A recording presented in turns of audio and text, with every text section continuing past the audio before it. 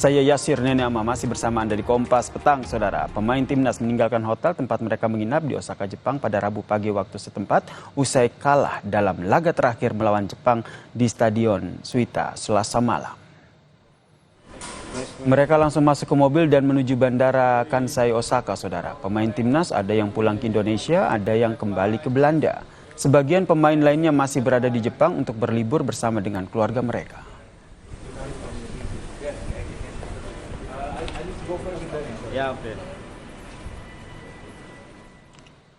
Teriakan dukungan untuk timnas Indonesia terus menggema dari supporter timnas selama pertandingan Indonesia versus Jepang pada Selasa malam.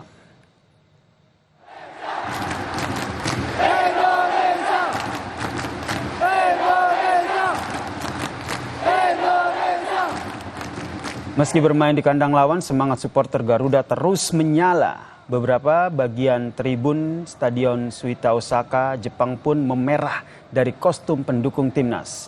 Meski dari sisi jumlah kalah dari pendukung tuan rumah, teriakan Indonesia dari supporter timnas terus menggema selama pertandingan.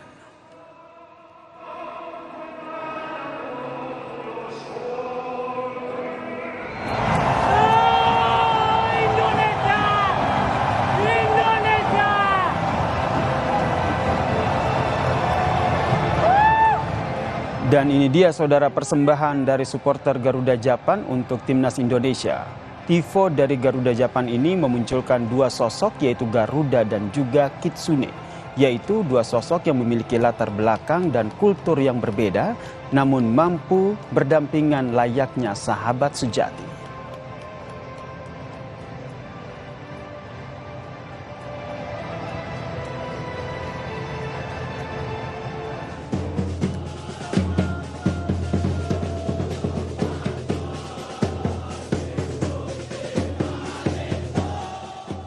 Semangat supporter Garuda sudah membara sebelum pertandingan berlangsung, Saudara. Sambil menyanyikan lagu nasional Indonesia, mereka long march menuju ke Stadion Suita Osaka, Jepang. Pendukung timnas ini tidak hanya berasal dari Garuda Japan, tapi juga supporter yang datang dari Indonesia.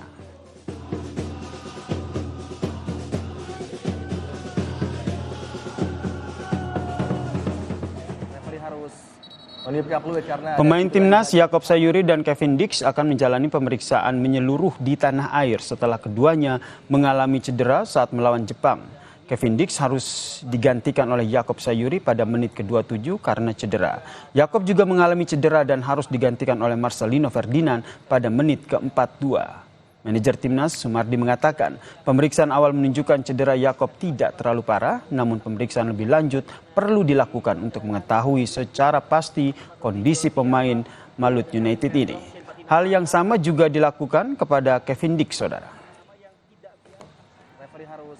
Yakob dan Kevin Dix nanti begitu sampai Jakarta akan langsung kita MRI supaya tahu, karena sampai dengan tadi pagi itu Yakob sudah mendahului kembali ke Jakarta, masih ada merasakan sakit di pinggangnya. Mudah-mudahan hasil MRI tidak terlalu mengkhawatirkan. Kevin juga demikian. Pak Rido yang kemarin katanya hamstring. Rido hamstring saja, ya itu ringan, mudah-mudahan nggak apa-apa lah. Skuad Garuda memetik pelajaran penting pada laga menghadapi Jepang di Stadion Suita Osaka. Kekalahan 6-0 jadi tolak ukur kemampuan timnas mempersiapkan diri menghadapi putaran keempat kualifikasi Piala Dunia 2026 Oktober mendatang. Pelatih timnas Patrick Kluivert mengakui Jepang unggul segalanya atas Indonesia. Kluivert menyebut kekalahan ini sebagai pembelajaran. Dirinya akan fokus untuk mempersiapkan skuad Garuda jelang pertandingan putaran keempat nanti. We're very disappointed, of course, but we have to be prepared for the next, the fourth round, and that's for me now the most important thing is to look back post match, learn from it, and look forward to the fourth round, who is our next opponent. Participant in the fourth round is very strong. And you have Oman, you have Palestine, you have a lot of big countries who want to go to the World Cup like us. So it will be very interesting what teams, what the countries we have in the fourth round. Ketua Umum PSSI Erick Thohir memastikan timnas lebih bersiap pada putaran keempat kualifikasi Piala Dunia 2026 zona Asia. Kami persiapkan tim agar bisa lebih baik untuk babak 4 kualifikasi Piala Dunia 2026, tulis Erick Thohir di akun Instagramnya. Meski kalah dari Jepang, supporter timnas tetap optimistis dengan peluang skuad Garuda di babak 4 kualifikasi Piala Dunia 2026. Ya, untuk saat ini kita masih bangga dengan Indonesia karena kita sudah lolos untuk ke round keempat. Tapi untuk permainan malam hari ini tadi ya agak kecewa sedikit, tapi gimana pun Jepang kan nomor 1 di Asia. Jadi kita harus bangga dengan Indonesia. Tapi tetap bangga sih sama Indonesia. Ini kan masih lolos ke round keempat. Kalau Mbak sendiri sebagai supporter optimis gak sih di round keempat nanti? Mungkin harus optimis ya, mau gimana pun kita tetap harus bangga jadi orang Indonesia. Jai Jazz dan kawan-kawan masih memiliki kesempatan mematangkan persiapan dan membenahi kekurangan pada laga internasional awal September mendatang. PSSI telah mengagendakan pertandingan uji coba menghadapi 2 tim dari Jazirah Arab, yaitu Kuwait dan Lebanon. Tim Liputan Kompas TV. Indonesia menelan kekalahan terburuk saat melawan Jepang pada laga terakhir penyisihan grup C putaran ketiga kualifikasi Piala Dunia 2026 di Stadion Suita Osaka. Hasil ini menunjukkan Kluivert masih memiliki banyak pekerjaan rumah untuk meningkatkan kualitas permainan Indonesia pada putaran keempat nanti, saudara. Lalu apa saja yang harus dibenahi? Kami membahasnya bersama dengan analis sepak bola Haris Pardede. Selamat petang, Bung Harpa.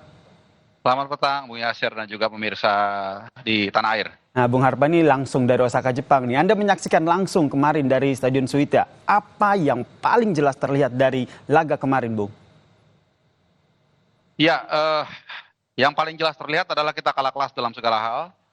Dan ini sempat saya tanyakan juga kepada Coach Patrick Kluivert setelah pertandingan. Karena dia mengatakan, we must learn from this loss. Dan ketika saya tanyakan what have you learned, honestly dia tidak menjawab dengan clear.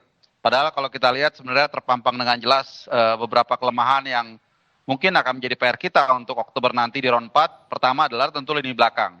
Ketika kita kebobolan 6 gol, ini tentu ada something wrong di lini belakang kita maupun juga di second line di tengah.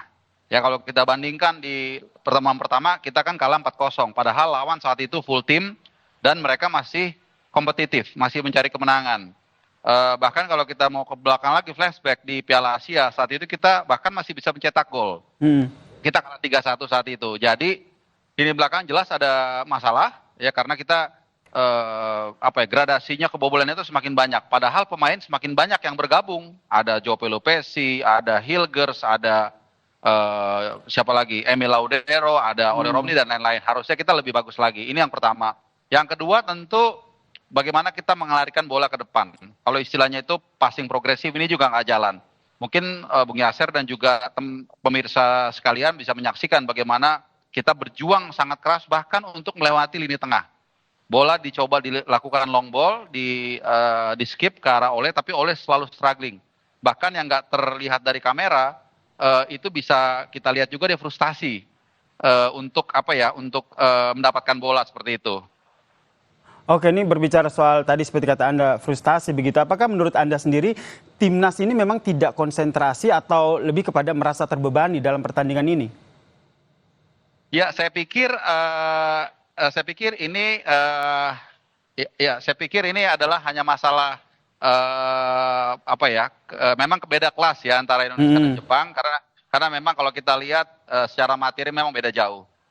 Baik, kalau beda kelas oke lah, kita sudah mengakui itu, apalagi Jepang ini nomor 1 Asia. Tapi dari catatan Anda ini kan kalah telak itu, gede loh ini 6-0 begitu Bung Harpa. Dari menurut Anda, selain tadi soal Jepang unggul segalanya, dari persiapan timnasnya dulu deh. Menurut Anda sebelum pertandingan ada beberapa undangan dan terlihat seperti kurang fokus dalam latihan. Apakah ini juga bisa mempengaruhi performa pada saat pertandingan kemarin?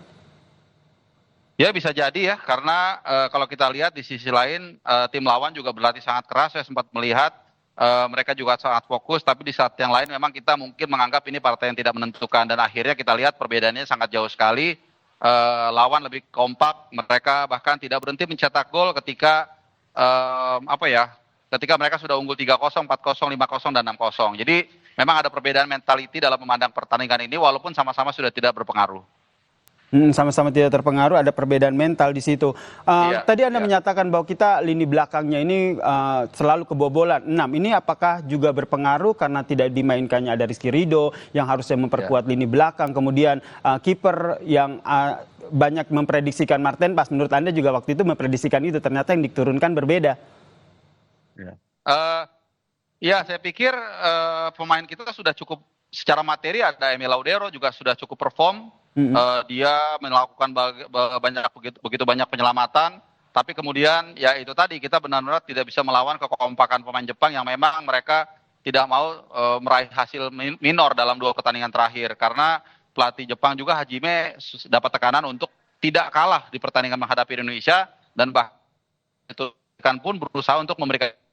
Jadi dari sini pun kita bisa melihat walaupun lawan sudah tidak menentukan lagi pemainnya lapis 2, tapi mereka tetap tetap untuk memberikan yang terbaik buat tim nasional mereka sendiri gitu. Oke, ini terakhir nih, tadi Patrick Kluivert bilang bahwa Jepang unggul di segala hal sebagai pembelajaran. Menurut Anda pembelajaran apa yang diambil oleh Patrick Kluivert dalam pertandingan kekalahan melawan Jepang ini? Singkat saja. Ya, pertama jangan menganggap remeh setiap lawan, dan kemudian kedua bagaimana kita bisa melakukan improvisasi ya, ketika gagal melakukan tekanan atau kita gagal mengeluarkan tekanan, harus ada pergantian pemain yang cepat supaya kita bisa tidak jadi bulan-bulanan begitu. Baik, terima kasih analis sepak bola Bung Haris Pardede atas analisnya terkait dengan pertandingan Indonesia lawan Jepang langsung dari Osaka, Jepang. Salam sehat Bung Harba. Salam sehat. Ke sorotan selanjutnya saudara, yang akan kami hadirkan usai jeda di Kompas Petang. Ini terkait dengan Menteri Sekretaris Negara yang juga juru bicara Presiden Prasetyo Hadi membeberkan pesan Ketua Umum PDI Perjuangan Megawati Soekarno Putri kepada Presiden Prabowo lewat Ketua Harian Gerindra Sufmi Dasko Ahmad. Informasi selengkapnya usai jeda di Kompas Petang.